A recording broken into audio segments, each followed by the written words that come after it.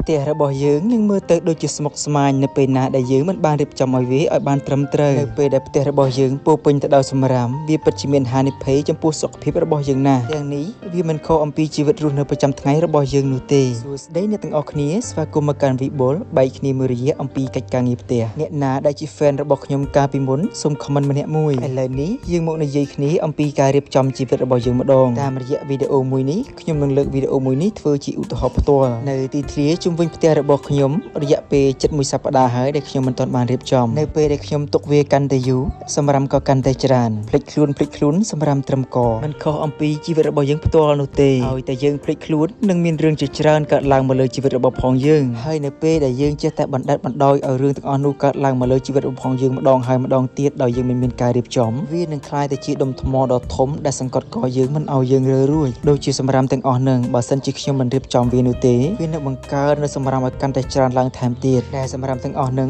វានឹងបង្កើតជាមេរោគដែលមេរោគទាំងអស់នោះនឹងឆ្លងមកកាន់យើងផ្ទាល់តែម្ដងមិនត្រឹមតែបង្កើតជំងឺឲ្យឆ្លងមកកាន់យើងនោះទេថែមទាំងបង្កើតឲ្យបរិស្ថានរបស់យើងមើលទៅមិនស្អាតផងដែរគ្មានសណ្ដាប់ធ្នាប់គ្មានរបៀបតាមរយៈវីដេអូដែលខ្ញុំបានធ្វើនេះវាបានបង្រៀនខ្ញុំនៅចំណុចជាច្រើននៅពេលណាដែលខ្ញុំគ្មានការរៀបចំគោលដៅជីវិតរបស់ខ្ញុំវាបានធ្វើឲ្យជីវិតរបស់ខ្ញុំជួបតែរឿងរញ៉េរញ៉ៃពីមួយថ្ងៃទៅមួយថ្ងៃជួបតែរឿងខ្វល់ខ្វាយពិបាកនៅក្នុងការដោះស្រាយក៏ពិបាកក្នុងការរកវិធីចាក់ចេញពីវានោះដែរប្រសិនបើកាលពីមុនខ្ញុំមានការរៀបចំជីវិតរបស់ខ្ញុំគោលដៅរបស់ខ្ញុំបានល្អ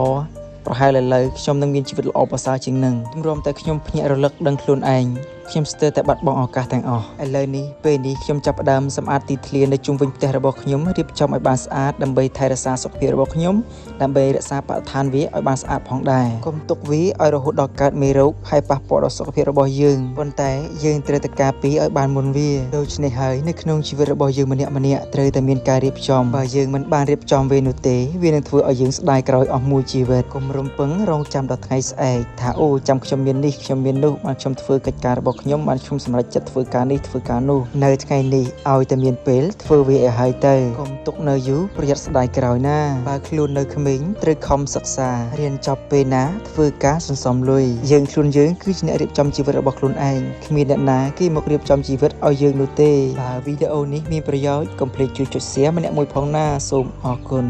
រាល់ថ្ងៃខ្ញុំគ្មានអំណងក្នុងការដែលយកឈ្នះអ្នកដទៃនោះទេអ្វីដែលខ្ញុំចង់ឈ្នះបំផុតនោះគឺចង់យកឈ្នះលើខ្លួនឯងការដែលយើងព្យាយាមយកឈ្នះលើអ្នកដទៃគ្មានបានអ្វីក្រៅពីភាពក្តៅក្រហាយភាពសំអប់ស្អប់ខ្ពើមគ្នាទៅវិញទៅមកគុំនុំគុំគួនចងអាឃាតគ្នាចងកម្មចងពៀតកូនតចៅគិតយូរទៅគ្មានបានប្រយោជន៍អ្វីសោះបង្កើតតែសត្រូវជុំវិញខ្លួនពេលខ្លះខ្លួនឯងខុសទេប៉ុន្តែនៅប្រជែងដើម្បីយកឈ្នះនៅតែមានអ្នកយកឈ្នះឲ្យបានអស់អ្វីក៏បានឲ្យតែបានឈ្នះបើសិនមិនបានឈ្នះគេនោះទេដេកមិនលក់បក់មិនលហើយបាយមិននឹកទឹកក៏មិនស្រេកយូរទៅបង្កើតជាទុកដាក់នៅក្នុងខ្លួនឯងនៅពេលណាដែលយើងចង់តែឈ្នះពេកយើងនឹងក្លាយទៅជាមនុស្សអាត្មានិយមដោយមិនដឹងខ្លួនមនុស្សអាត្មានិយមគឺជាមនុស្សដែលយល់តែពីខ្លួនឯងមិនយល់អំពីអ្នកដទៃនោះឡើយដូច្នេះបងប្អូនអើយជួយយកឈ្នះទៅលើខ្លួនឯងវិញវាល្អជាងយកឈ្នះទៅលើភាពខ្មាស់អៀនភាពភ័យខ្លាចភាពក្រខ្សត់អត់ឃ្លានភាពអាត្មានិយមគ្រប់គ្រងកំហឹងខ្លួនឯងភាពខ្ជិលច្រអូសនិងរឿងអត់ប្រយោជន៍ផ្